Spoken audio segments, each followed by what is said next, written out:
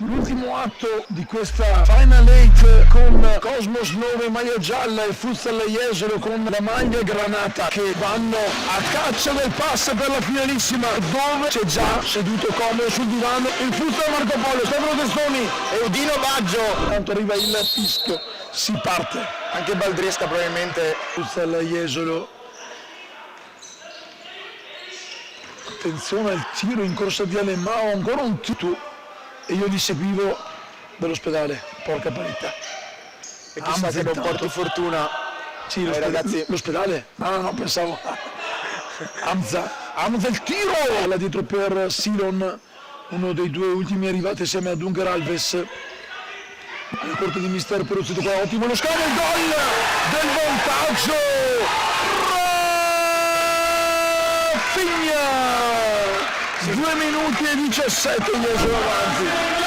Blocca subito la partita, numero 47, va a segno Rafinha, una grandissima azione costruita alla perfezione. Pronto con il 9, intanto Sakirovski, primo cambio di questa sfida. Silon si gira, Panico non Amplifico dalle file jesolane. Il break di Alemao che sfrutta un passaggio errato, Silon in mezzo il pallone, Panico, palla per Digao, un 3 contro 2 Jesolo, Digao serie di finte, va a servire Silon, Alemao, Rafinha, autore del gol che decide la partita, fin qui del vantaggio, raddoppio!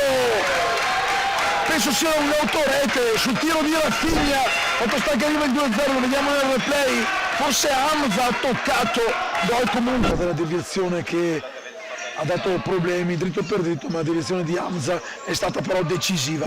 Filippin ad imbucare per Zuccon, applaude Filippin che vuole dare la carica ai suoi. Filippin va verso la corsia, salta l'uomo Filippin e poi Baldresca, è uscito Alemao intanto, Sakirovski va sul lato, la pagina FGC del Veneto, qui intanto recupera Monteano. Fin qui sì, dominio Jesolo, Digao anche adesso. Ancora su Panico, dietro. Finisse così la partita, domani ci sarebbe un derby tutto veneziano, Silon e ha dito il braccio tra Hamza e Silon che forse si erano toccati in modo involontario. Qui tanto va via Hamza va sul fondo e il sinistro è ancora Jesolo che fa ancora possesso.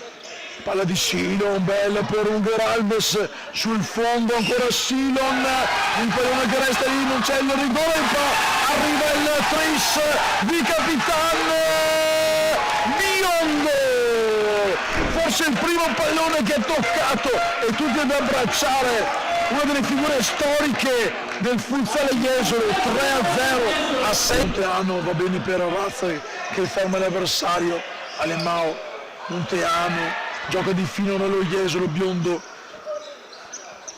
per Monteano, lasciato solo il palo per Arraz che viene fermato, Monteano recupera, chiama in causa Biondo, che rischio, esce e serve proprio Biondo anche, bravo a servire Monteano, stavolta Monteano va a calciare. Vuole andare negli spogliatoi con questo risultato sicuramente.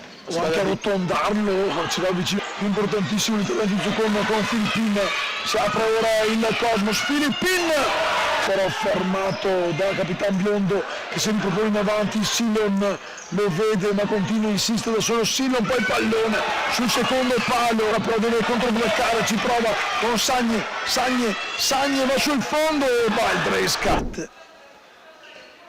Ha giocato fino a 56-57 anni, mamma mia, lo dovrebbe fare, lo stavi dicendo tu bene. Deve fare molto di più per impensierire la porta difesa da Baldresca. Alemao, Rafinha prolunga per Silon, lo scambio con Rafinha, golasso di Rafinha, va via veloce, 2-16, è una puntata imprendibile. Rafinha, lo possiamo già dire, MVP con Zuccon che è la maglia con il buco che riceve ora il pallone, Zuccon sul fondo per Panarotto che rischia, poi mette lì il pallone, sì, parte 4-0 sotto. Assisteremo probabilmente a un continuo scambio. Rafinha, giocata di fino per Digao, Zuccon, Arraz, in mezzo, poi la riapre, Nicola Filippin trova il guizzo giusto, 3 minuti e 41, un gol che serve quantomeno al morale. Vedremo giro palla dello Jesolo, 15 di gioco ancora per le speranze del Cosmos, che è la riaperta poco fa di Gao Alemao Silon.